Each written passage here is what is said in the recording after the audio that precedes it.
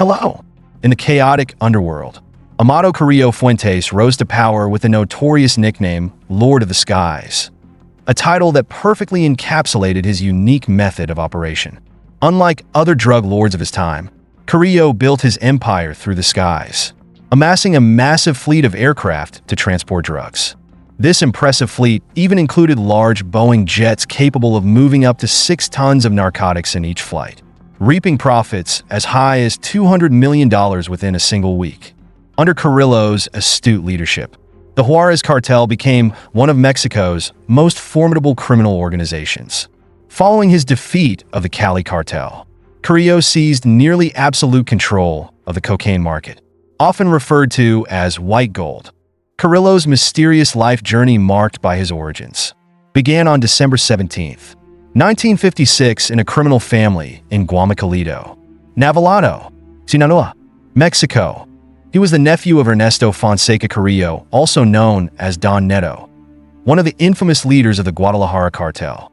In the 1970s, Carrillo Fuentes was so elusive that even the police had scanned information on him. They only had an old, single photograph with no details of his age or appearance. In contrast to Pablo Escobar, who had a flashy and ostentatious approach, Carrillo operated discreetly and cautiously, always avoiding public attention. Carrillo's career began by managing marijuana plantations for his uncle, Don Neto. This relationship gave him access to powerful figures within the Medellin cartel. With his intelligence, discipline, and loyalty, Carrillo quickly proved himself. Recognizing his potential, Don Neto sent him to the town of Ojinaga in Chihuahua to learn from Pablo Acosta Villarreal, a prominent figure known as the Fox of Ojinaga. Under Villarreal's guidance, Carrillo made significant strides. For more than a decade, he rose from an assistant role to Villarreal's right-hand man. However, his ambition for power led Carrillo to make a ruthless decision. In April 1987, he ordered the assassination of his own mentor. This plan was executed with the help of González Calderón, director of Mexico's anti-narcotics unit. González was later accused of accepting bribes to protect drug lords from various organizations.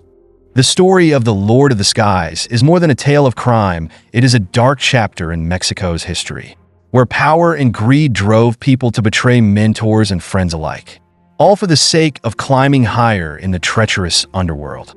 Armed with $1 million and precise intelligence on Pablo Acosta Villarreal's location, Calderón successfully carried out the assassination, paving the way for Amado Carrillo to take over the Ojinaga drug routes. This pivotal step would eventually lead Carrillo to establish the Juárez Cartel, one of Mexico's most powerful criminal syndicates. Although he initially found success in Ojinaga in the late 1980s, Carrillo made a bold decision to relocate to Ciudad Juárez, further solidifying his path to becoming one of the most influential figures in Mexico's organized crime. Here, with his discreet and cautious style, Carrillo swiftly ascended from an ordinary drug trafficker to become the feared Lord of the Skies, a title earned by his vast Boeing fleet capable of carrying up to 6 tons of drugs per flight. This allowed Carrillo to rake in up to $200 million in profits from cocaine and heroin in just 1 week. By 1994, the U.S. government estimated that the Juárez Cartel controlled around 60% of the cocaine transported from Colombia through Mexico into the U.S. A major turning point occurred in the late 1980s when John Jairo Velázquez, known as Popeye, the assassin and right-hand man of Pablo Escobar, formed a business alliance with Carrillo. Their goal was to establish a large-scale cocaine transport network from Colombia into the U.S. through San Diego, California, and El Paso, Texas. This alliance was officially solidified in 1988 and quickly dominated the North American drug market, controlling about 80% of cocaine consumption in the region. The alliance between these three kingpins created a nearly flawless criminal machine. Carrillo managed the operations of the Juárez Cartel, while Pablo Escobar and Joaquín El Chapo Guzmán oversaw cocaine production and distribution, not only in North America, but expanding into European, Asian, and African markets. Their dominance was largely sustained through bribes to authorities at every level from local to federal, including anti-drug agencies. This system allowed them to build an intricate money laundering network, effectively transforming themselves into true billionaires. Externally, they appeared as an unbreakable crime alliance, ready to defend one another against any threat. The combination of power, wealth, and a widespread network of connections formed an unparalleled drug empire in the history of organized crime. However, like any powerful alliance, the three kingpins' criminal empire could not escape internal cracks. Egos and power ambitions gradually weakened the bond between Pablo Escobar and Amado Carrillo Fuentes. Many speculate that tensions began when Escobar faced increasing surveillance, hindering his operational freedom. These shifts hinted at significant changes in the power dynamics within the empire. While Escobar struggled, Carrillo continued to expand his empire. Beyond his massive air fleet, he developed additional maritime routes for drug transport. Unlike Escobar's flashy style, Carrillo maintained a low profile and moved swiftly, making him a significant challenge for law enforcement to track. However, Carrillo's caution did nothing to diminish his ruthless nature. He was bold enough to demand that Colombian drug lords pay for transportation fees in cocaine, enabling him to enter major markets such as Chicago, Atlanta, Omaha, and New York. These moves significantly undermined the Medellin cartel's dominance, which was once regarded as the strongest and most feared cartel of its time.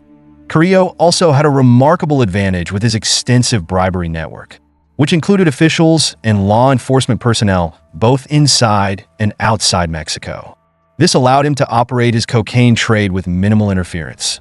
The underworld's dynamics began to change dramatically as Colombian authorities became determined to end Pablo Escobar's reign. After nearly a year and a half in hiding, the king of cocaine was eventually ambushed and killed at the end of 1993. Although various theories exist regarding his death, but Escobar's demise fundamentally shifted the balance of power in the criminal world. Amado Carrillo and Joaquin El Chapo Guzman found themselves as the two sole leaders, yet times were no longer as favorable as before. With law enforcement pressure mounting, forced to seek new allies to sustain their empire, the Juárez Cartel held its position as a top cocaine supplier managed by some of the most cunning figures in organized crime. Though power structures evolved, but the cartel's vast network and sophisticated operations preserved its far-reaching influence. Like Pablo Escobar, before him Carrillo crafted an image as a hero among locals. He gained admiration through acts of generosity, helping struggling families, building schools, and providing jobs for the impoverished.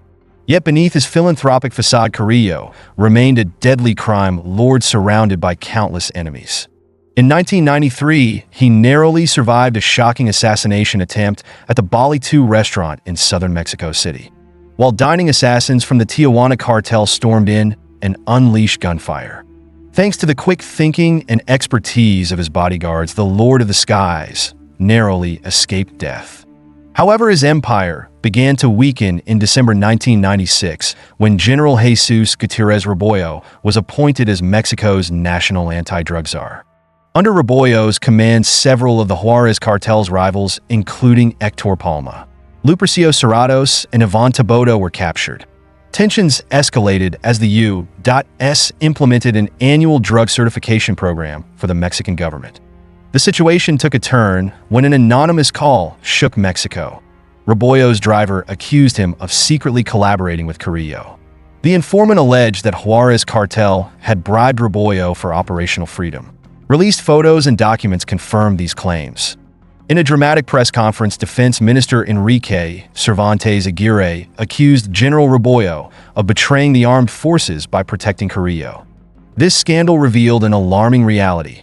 Corruption had deeply infiltrated the justice system, blurring the line between law enforcement and organized crime.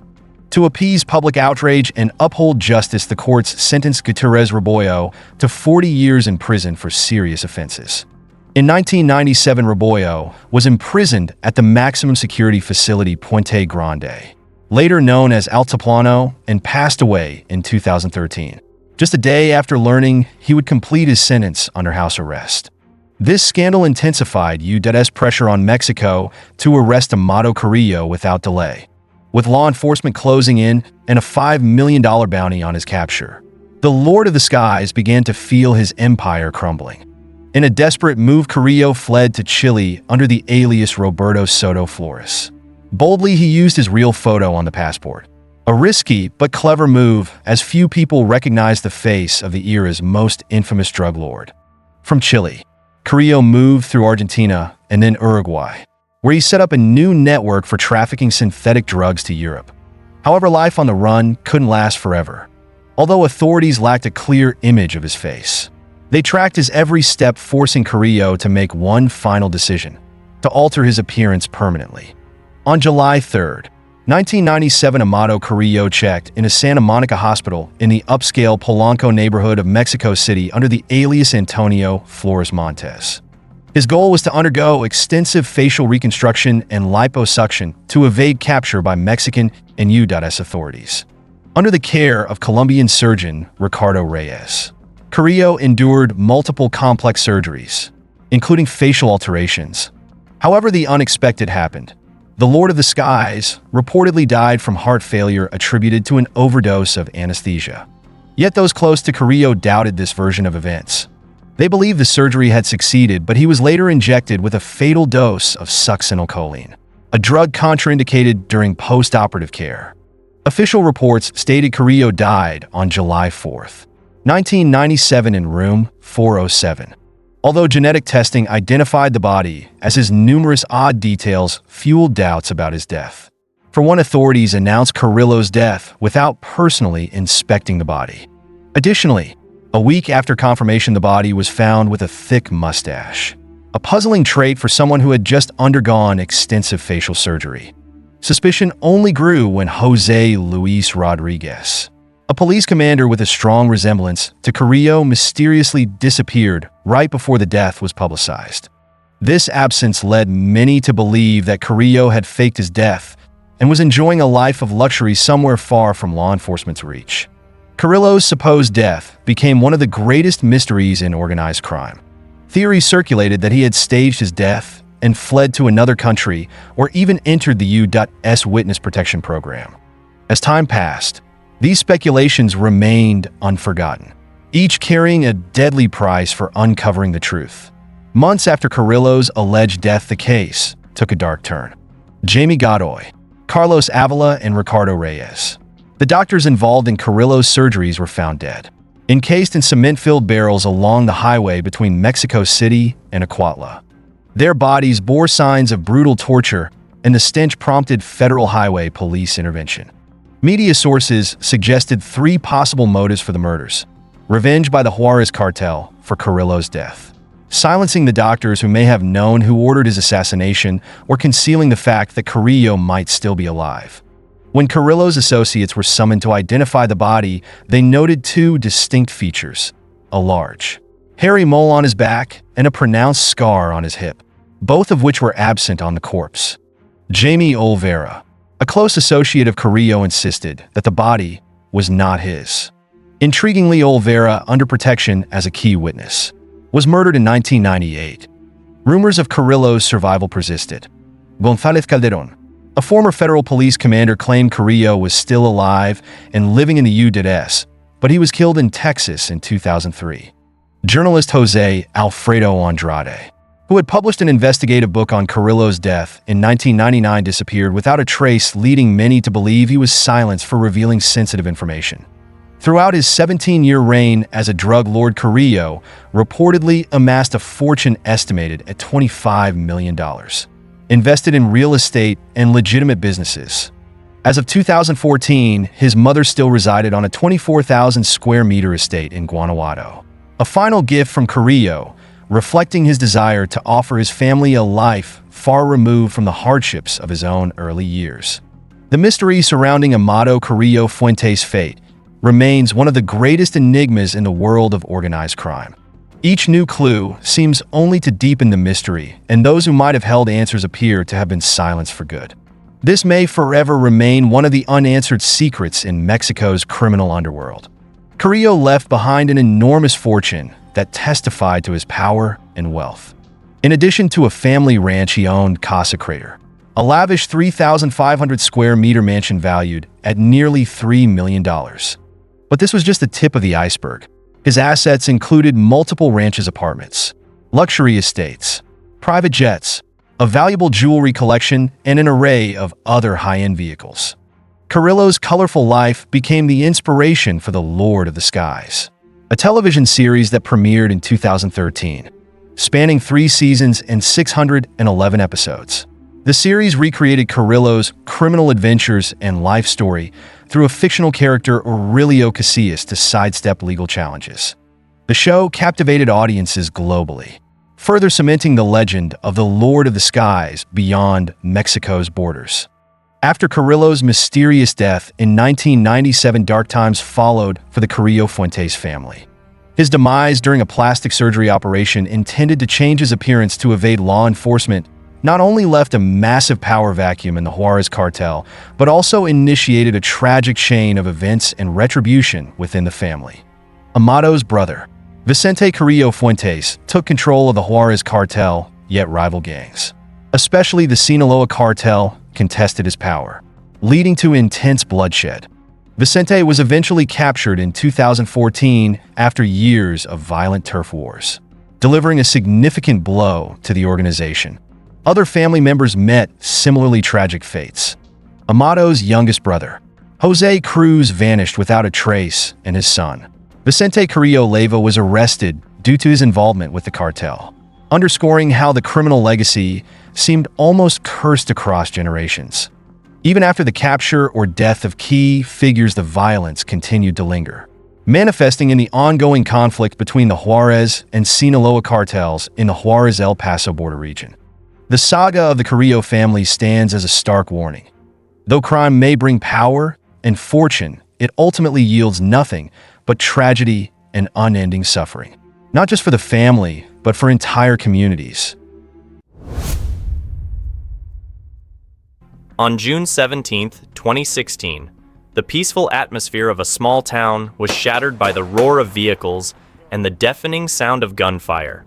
150 heavily armed gunmen suddenly descended, their target clear and ruthless, the home of El Chapo's mother.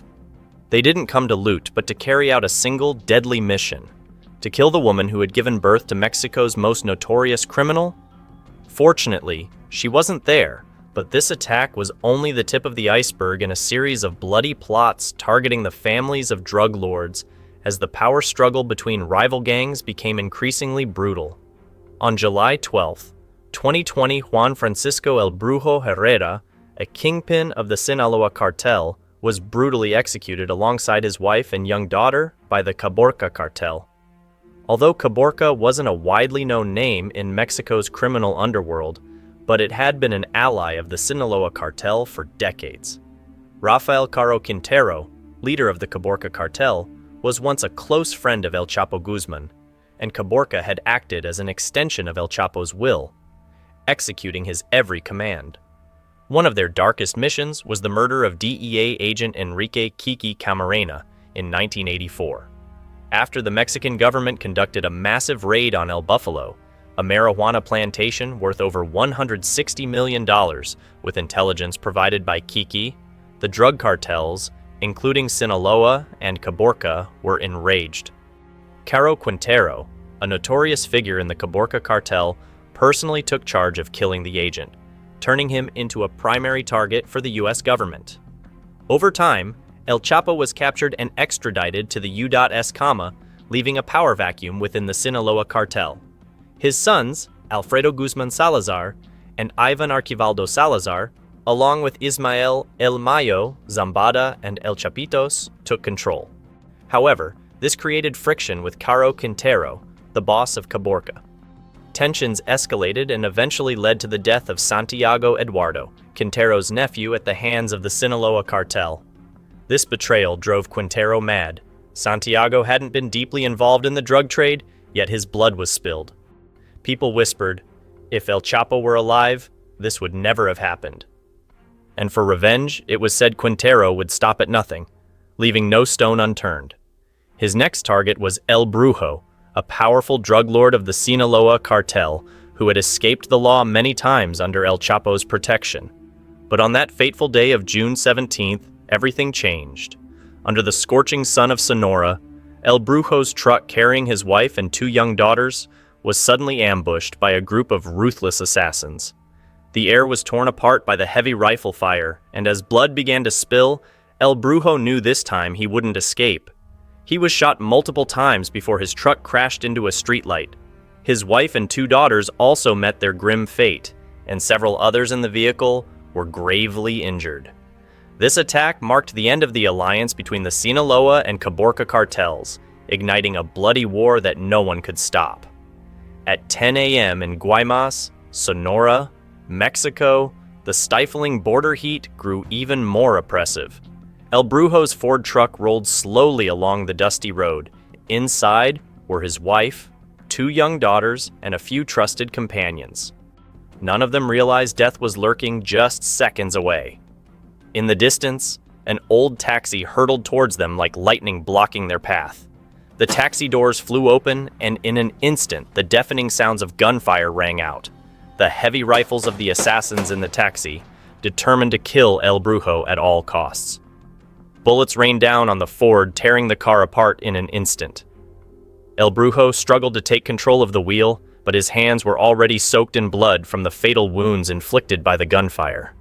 His last attempt was to crash the vehicle into a lamppost, but that did nothing to save his wife and daughters, who had already fallen under the hail of bullets.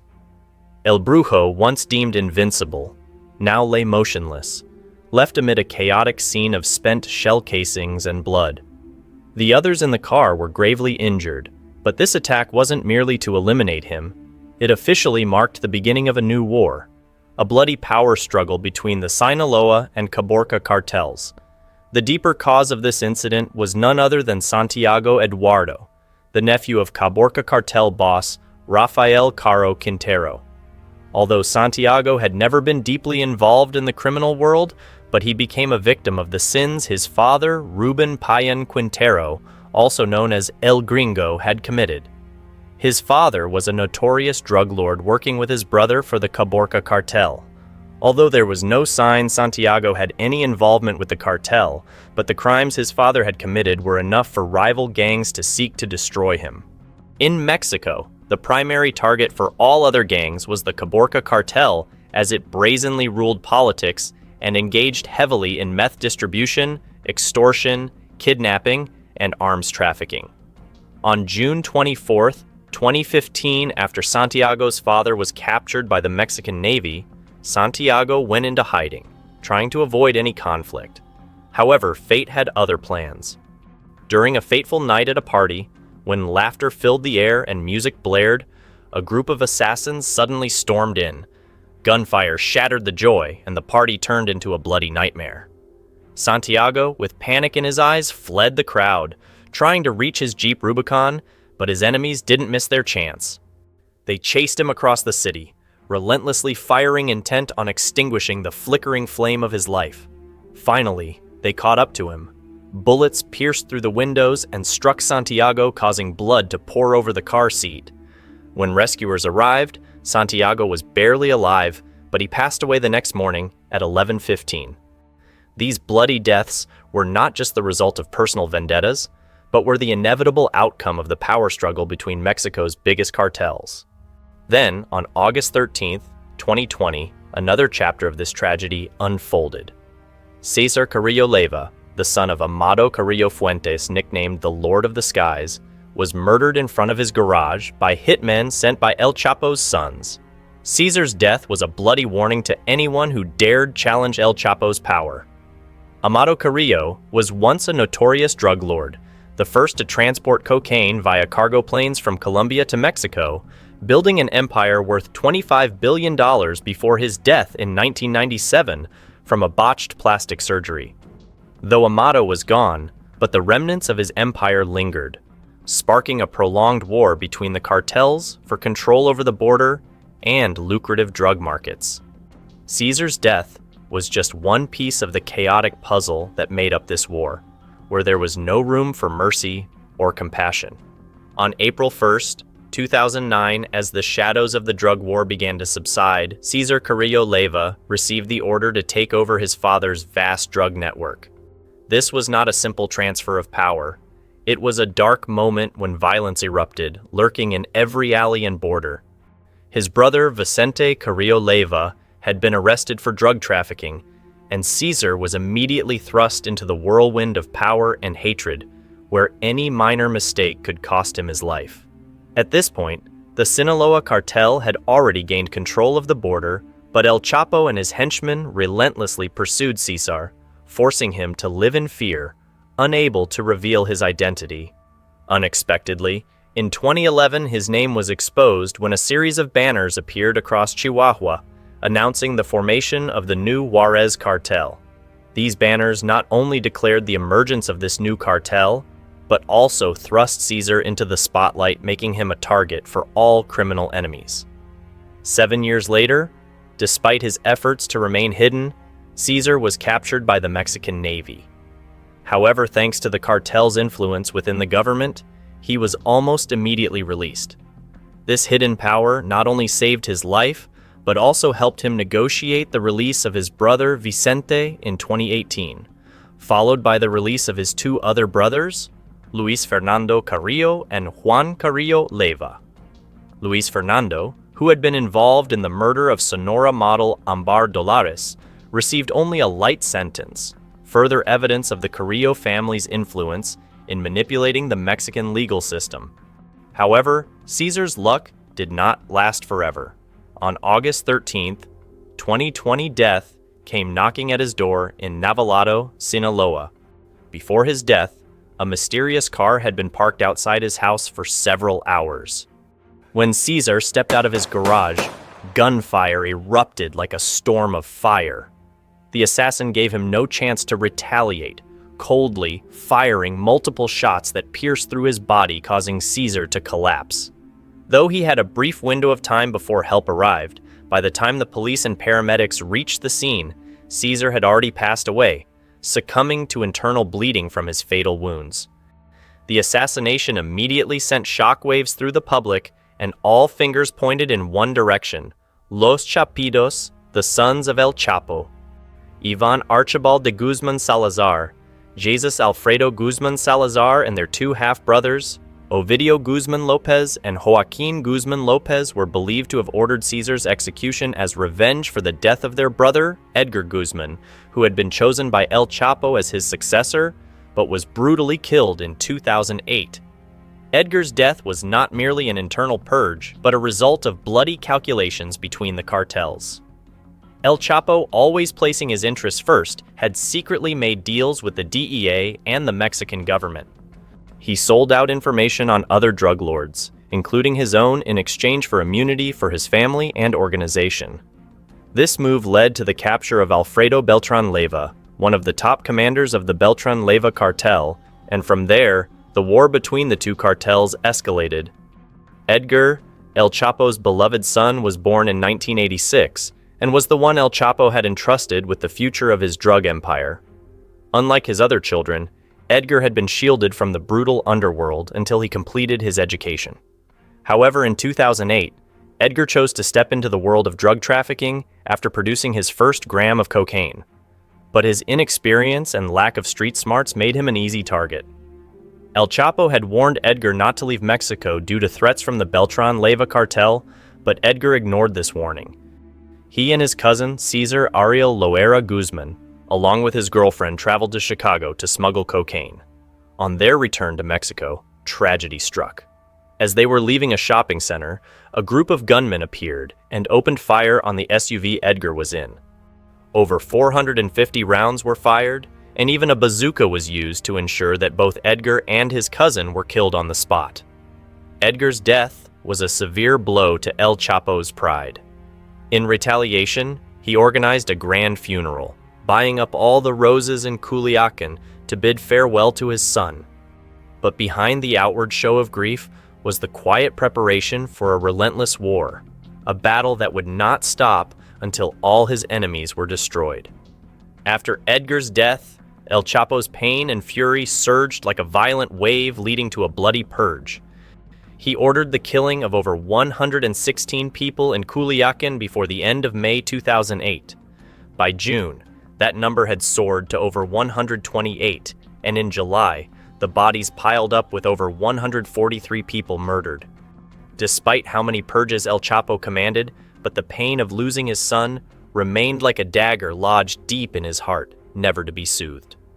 At Edgar's funeral, Griselda Lopez Perez, Edgar's mother, gave an emotional speech. Her tears mixed with the anguish of a mother who had lost her child. Speaking with a trembling yet resolute voice, she said, "I, as a mother, am so tired of my children being labeled as drug traffickers. I lost a child to wars that they created." Her words not only touched the hearts of those present, but also seemed like a declaration of defiance against the criminal world that had claimed her son. As one of the most notorious drug lords in Mexico, El Chapo's family always lived under the threat of violence. One of the most brutal attacks targeting his family occurred on June 17, 2016. Though El Chapo believed in the safety of his hometown and his mother, trusting that Bienvenidos a la Tuna was the safest place, but he was gravely mistaken. A group of 150 gunmen from the Beltran Leyva cartel stormed the small village where El Chapo's mother lived, splitting into teams to carry out the ambush. Luckily, she wasn't home at the time. Even so, the attackers didn't hold back. They ransacked the house, stole 3 luxury cars, 3 motorcycles, and cut off all communication lines with the outside world. Screams echoed throughout the village as panic spread among the locals. One group of assassins dragged a man out of his home, tortured him, and murdered him in front of the terrified villagers, leaving the town blanketed in fear and brutality. This attack wasn't just a massacre. It was a message from the Beltran Leyva cartel, led by Fausto Isidro Mesa Flores, also known as Chapito. A notorious drug trafficker since the 2000s, Chapito sided with the Beltran Leyva cartel after splitting from El Chapo in 2008. Not only was he a ruthless killer, but he also led the Mazatlecos gang, running his criminal operations from Guasave. Joined by members from Familia Michoacana, the Zetas, the Gulf Cartel, and Beltran Leyva, Chapito was determined to take El Chapo's mother's life, seeing it as part of the brutal power struggle. Though they failed to capture her, but the bloodshed caused by the Beltran Leyva cartel only escalated tensions between the cartels, and the war raged on with no signs of stopping. The lives of El Chapo and his family would forever be haunted by these horrific attacks and the relentless cycle of revenge from their enemies. What do you think of this story? Feel free to leave your thoughts in the comments below for everyone to read. Don't forget to like and subscribe to support my channel. Thank you for watching. Goodbye.